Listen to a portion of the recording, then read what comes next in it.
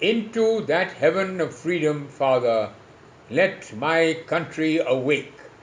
Rabindranath Tagore, great man. But did India really awake to a heaven of freedom? India won her independence in 1947, but I'm sorry to say, not her freedom. Jawaharlal Nehru, India's first Prime Minister, a great man, but he made no secret of his leaning towards socialism. He declared that there would be an ending of private property and of the profit system in India.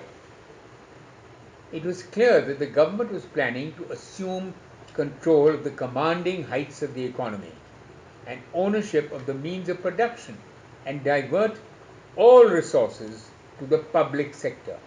Now, the public sector, as we all know, is the government. And in India, we all know how government runs, or let's say crawls. The private sector was caught in a tangle of red tape. You had to get permissions to open a school, to open a factory, to even almost be a mochi on the streets. Everything had a license. And the famous license Raj came into being. So the private sector's voice was stifled.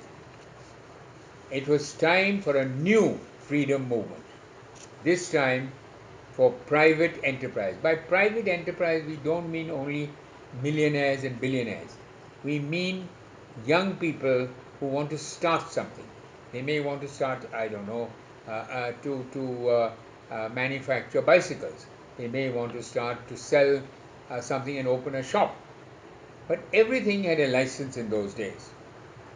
This was the context in which the Forum of Free Enterprise was launched on the 18th of July 1956. The forum itself was to offer the alternative of liberal thinking and free enterprise to meet the challenges the country was facing. And at that time, believe you me, the country was facing enormous challenges, basically of quality and of pricing. Fortunately for the forum, it had at its helm a passionate propagator of free enterprise, none other than A.D. Schroff, backed by a courageous and dedicated group of founder members.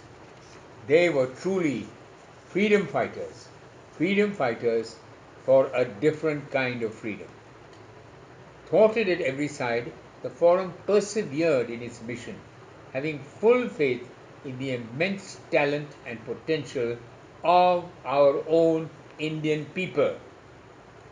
It launched a campaign to create awareness of the controls and measures which were being imposed to throttle free enterprise and to garner support for the cause, to get people to say, look, now we understand what the government is, and now we want to have our own say in running businesses, and what we want is our freedom economically. The forum worked steadily to put pressure on the government to open up the economy for the private sector.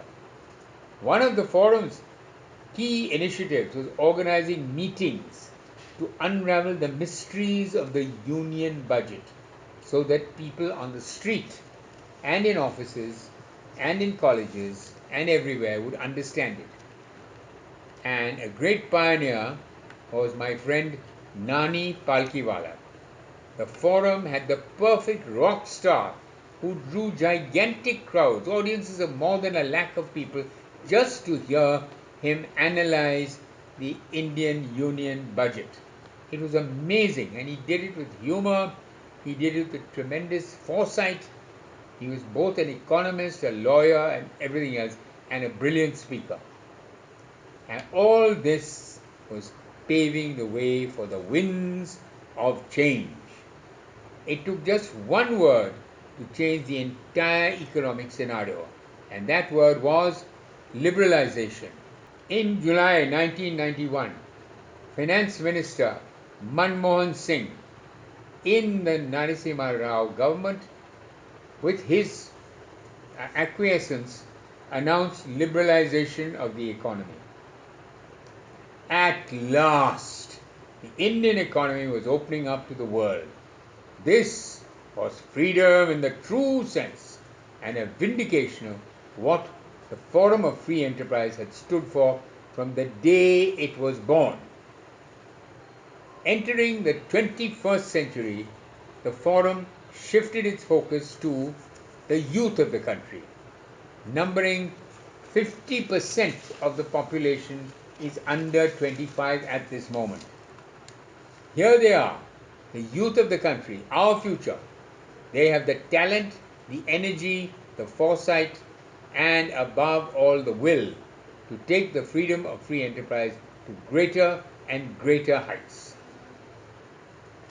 We believe that free enterprise is your enterprise and contributes to your prosperity. It is the life breath of a free society. It is not a creed, it is a way of life in which all who cherish freedom must safeguard. Young India today is really free India. And if you like, we can call it the second movement of independence.